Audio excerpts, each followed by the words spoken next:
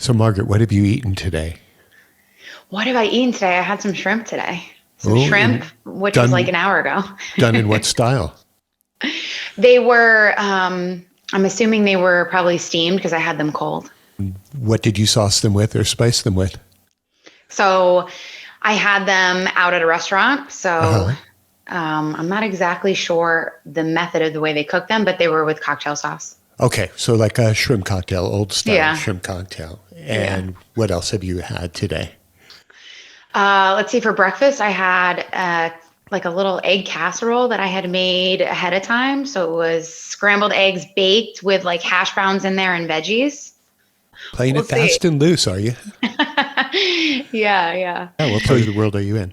I'm in Dallas, Texas now. So now that we got the important stuff out of the way as to what you've eaten today, tell us a little bit about Eat Smart and what you're doing these days. Yeah, for sure. So Eat Smart is a company that I created that was born out of my being able to heal my own health problems naturally through food. So it was a really long journey for me.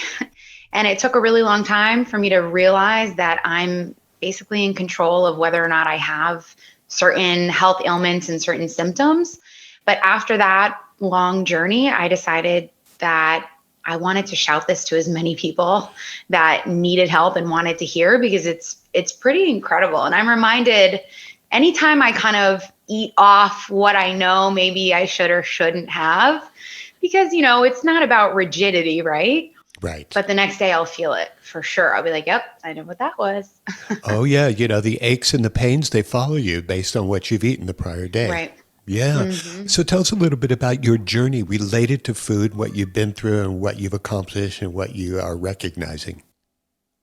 Yeah. So, geez, I mean, I think the journey probably began when I had really bad acne when I was like a teenager, and probably even before that with the joint pain. I think I remember at like age 8 or 9. Hmm. I'd be like, Mom, like my joints just hurt so bad. And I was like, we were healthy. We never ate out. Like eating out was like once every few months or something, right? And doctors just telling me, oh, it must be growing pains, right? And of course, okay, you're the doctor, you must know, right? But like they just hurt so bad. My joints hurt so bad. And then they continued to hurt. And I don't think it wasn't until I was in my early 20s with the acne and I had been on Accutane Hmm. that I was kind of doing my own research because nothing was helping the acne. And something came up about maybe trying to cut out dairy. So I was willing at that point to do anything I had to do to fix the acne, right? So I cut out the dairy. And interestingly enough, I was like, wait, I don't have joint pain anymore, Wow. right? Uh-huh. So that was kind of how I learned how to heal the joint pain. And then it took, I would say, a few months for the acne to resolve. But if I do dairy, like I'll have dairy, right? Because it's fun. People do fondue. People are like, let's have nachos, right? And sometimes I'll be like, you know what? Everything's going fine. Let me just dip in. Hmm. And I do. And the next morning I'll wake up and I'll be like, wow, like my ankles, they ache or my knees. And I'm like, this is crazy. Wow. So yeah. So no official allergy test to dairy, but I Uh-huh. will, kind of go a step further. So when you think about what dairy is, what milk essentially is meant to make that baby grow. Hmm. Hmm. So milk inherently, even if you're having organic milk, is full of growth hormones. That's just the way it is. It's meant to stimulate growth, unlike any other food, Right. right? So the natural hormones in the dairy can create a lot of systemic inflammation in the body. Yeah. What about the other things that cause inflammation that are known to do that, like perhaps an overabundance of carbohydrates that stimulates insulin and glucose and all of the things that are related to that? How does that play into somebody who's having difficulties with aches and pains or other kind of disease related issues? Yeah. I mean, all of those things, like you were saying with the insulin and the glucose, all of those things, your body is just trying to regulate, right? You're giving it all these things. It's like almost having a firing squad and it can't fix itself. It wants to. It's made to. We're made to thrive and survive. We are made to repair. But when we are constantly giving it all of these things, that's why I say it's not about perfection. We can do like Hmm. 90% clean, 10% whatever. 80% clean, but it's about giving your body that rest period. So when you talk right? about the eating of foods and so on, are you talking about maybe doing intermittent fasting to release your body from having to do all the work of digesting all the time? Or are you talking about certain style of eating or certain kinds of foods? Yeah. So what I work with specifically is not necessarily intermittent fasting or, the times of eating. Although to your point, it is really good to give your body the digestive break, because you think about it, it's like you wouldn't walk on the treadmill 24/7. When we're snacking all day, your organs, your pancreas is constantly working. So your body, to my earlier point, doesn't have a lot of time to work on the other issues that are going on. Right, right. But largely in Eat Smart, what I help my clients with is to simplify the food that they're eating. And in that simplification, meaning eating real food that you can pronounce on the ingredient label, it's within that simplification that most people find that, if anything, their energy is back, right? So when you're talking about real foods, are you talking about unprocessed foods or unoverly processed foods or whole foods or organic foods, or what exactly does real food mean? Anything that you can actually pronounce or anything that is in its whole form. So of course, now I always give this example, you can't find like a cracker in the garden, but there are crackers that are made of flax, chia seed, egg, right? Like whole things versus your guar gum. Right, exactly. All these things that are manipulated and made in a lab. So basically just kind of down to bare bones, whole foods, essentially. That's where Whole Foods got their name, right? Whole foods. There's so much misinformation going on. The American Heart Association tells us that Honey Nut Cheerios are good for our heart. Right. And then what was it about on the pyramid? Lucky Charms is better than meat. I'm going to say it wrong. But do you remember that? That was like a thing people were kind of, inflating it a little bit. And you'll never guess who funded that study. So who funded that study? Well, it has to be the Lucky Charms people or Kellogg's or General Mills or someone like that, because, it's all part of the whole misinformation campaign of big food, big pharma on the other end, and then big medicine in between. So it's like, where are we to go? What are we to believe, Right. And it's crazy, I think I do a lot of thinking about this, right? To how did we end up here? And what else in life? I guess there's maybe a few things, but what else in life, just because it's there, do we just accept it blindly, right? So just because it's on our food shelves, we assume, okay, like, let's eat this, right? But it shouldn't, we need to think a little bit further, right? There's a lot that goes into why it's on the food shelf. It's a marketing game, right? They're making it taste better with more sugar. They're making it look bigger with more fillers, right? So I think there needs to be more of a connection to understanding that. Yeah, and it definitely is difficult for the average consumer to learn about the food and about their health and that connection, the nexus between the two. So it definitely has to come down to you coming to your own conclusion. I know for me, I had nothing against doctors, but what I did realize was it wasn't about the doctors anymore. It was, I'm still dealing with all these issues. I'm not going to take an ibuprofen every day. I'm not going to do the Tums. And the acid reflux, came to me, and I'm like, oh, my dad has acid reflux. This must be genetic. I'm just going to have to deal with it. Right. And then the more clean I got, I'm telling you, I do not have acid reflux. This is mind blowing. I know, right? That is a very important issue to kind of pay attention to this stuff. And you're young, so you had a lot of things that you overcame based on cleaning up your diet. Yeah, absolutely. Are you still dairy free? I am still dairy free. Yep. I do a lot of plant milks, and it's really important for all of your people who are watching or listening to this, making sure that plant milk has real ingredients in it. So the plant milk that I buy only has 2 ingredients, water and your cashews or your almonds, right? If you have a good plant milk that only has those 2 ingredients, you need to shake it before you consume it, because it separates, which is natural, right? But shaking is good for your arms, right? It is. Like, definitely okay. Is. I make almond milk and cashew milk here at home. And then after I'm done squeezing the pulp out in the cheesecloth, I make crackers out of that. Yes, that's amazing. That is something I have yet to try. So do you put it thin on a sheet pan, or how do you do that? Yeah, I put The it pulp, yeah. on top of parchment paper, then covered with Okay. parchment paper, and I roll it out with a rolling pin so it's even and consistent.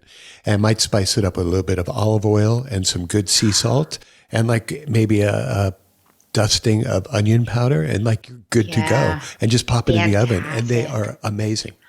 Fantastic. That is amazing. I love Yeah. that. I've also heard, in place of oats, because I do try to get people to move away from oats. And granted, we don't need to go crazy with clean, but I do get people to move away from oats, is using that pulp from the nut milk that you're making Hmm. to kind of use it mixed with like berries and nuts instead of your oatmeal to make it kind of like a breakfast bowl. Yeah. Anytime you Yeah. could stay away from the carbs, in my opinion, is probably a really healthier and cleaner way to be able to defeat disease and to fight off, pain and inflammation and stuff like Right. that. Yeah. Are you good in the kitchen, or are you just good as an eater? Totally. Totally. Yeah. So, I think it was kind of the perfect marrying of the pieces. I love to eat. I love to eat and I love to cook. But I also love the way I feel now. Hmm. But I was not willing to not be able to have my chocolate cake. I was not willing to not be able to have my creamy pasta. Let me tell you, cashew milk, simmer that on the stove with a little bit of lemon juice. And if you want to make it like a red creamy sauce, add some tomato paste. That thickens up unbelievable. It is Right. like a cream. It's like a dairy cream sauce. Yeah. I mean, So that's kind of yeah. that's similar to the way that Indian cuisine is. They use a lot of nuts in their products, and you would swear that it was a dairy product, but it is Right. nut related. A lot of almonds and definitely a lot of cashews. Yeah. So, what are some of the chocolate products that you're able to make in your style of cooking and eating? Yeah. So interestingly enough, I mean, there are a few really good brands now. And I always tell people to go to thrivemarket.com and you want to look at the ingredients. But when I want to make like a chocolate cake, a flourless chocolate cake, Hmm. there are brands of chocolate chunks that do not have any added sugar in them. Or if they do, it's like coconut sugar. Hmm. But then what I also realized, and I came up with this on my own, and I imagine it's on the internet somewhere, but you can take cacao powder and mix that with coconut oil liquid, and that becomes like a dipping chocolate. So I make Right. my own Snickers bars and I dip them in chocolate. And instead of using the chocolate chunks and melding the chocolate chunks, you can mix the cacao powder in with a little bit of coconut oil and it's liquid. And then you dip those Snickers bars in and then they harden perfectly. Because when coconut oil gets colder, it just hardens it. It's like a perfect chocolate shell or chocolate candy. And yeah, so that's a really good tip. Why do you use cacao powder instead of cocoa powder?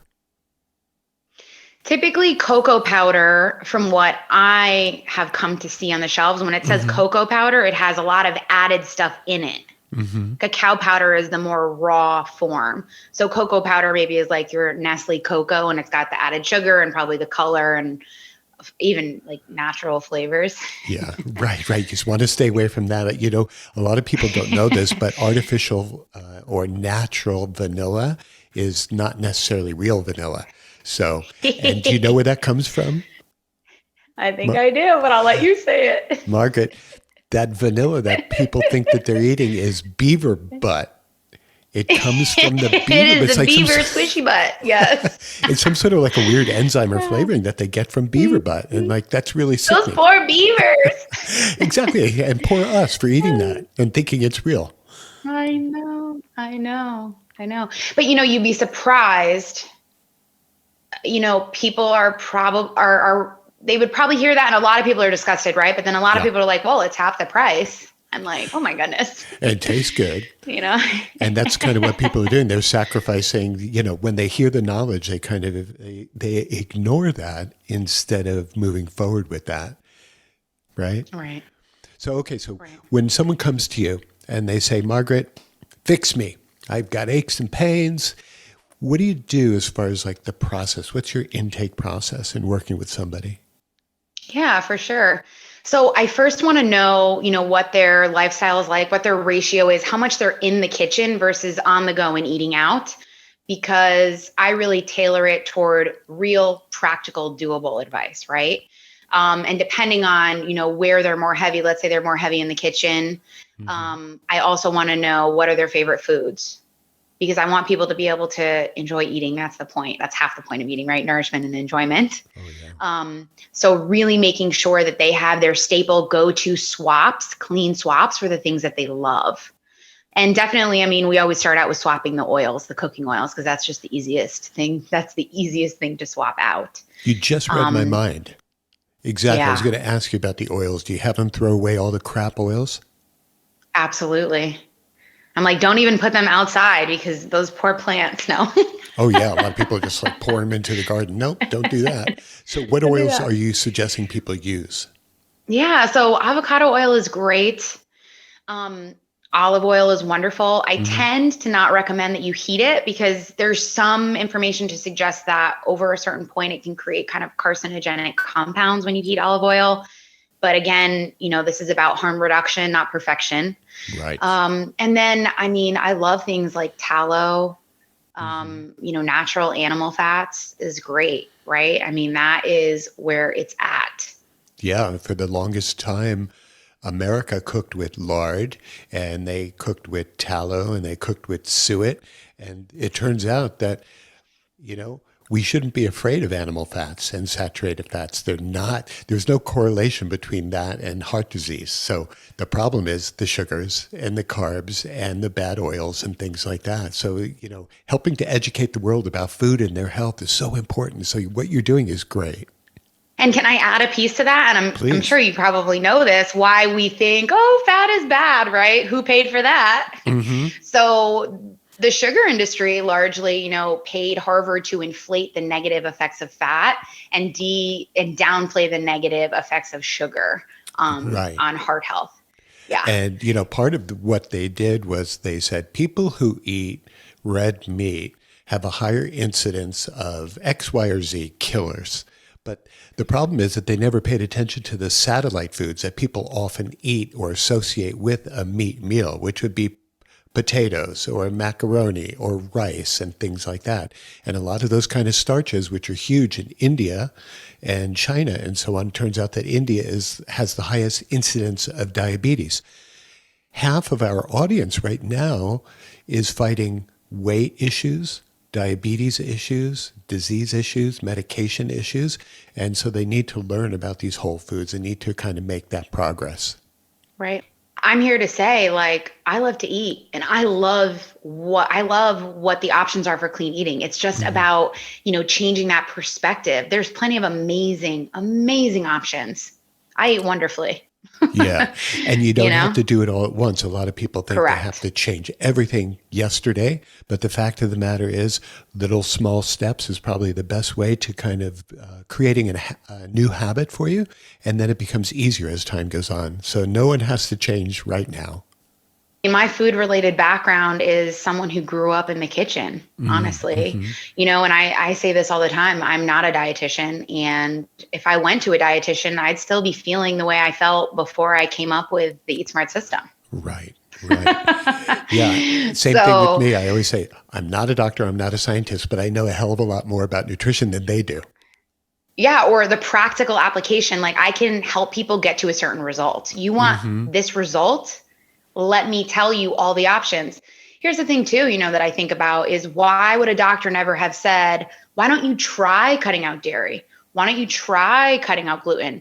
As a last resort, I was desperate, right? What's the harm in saying, hey, just try this? Exactly.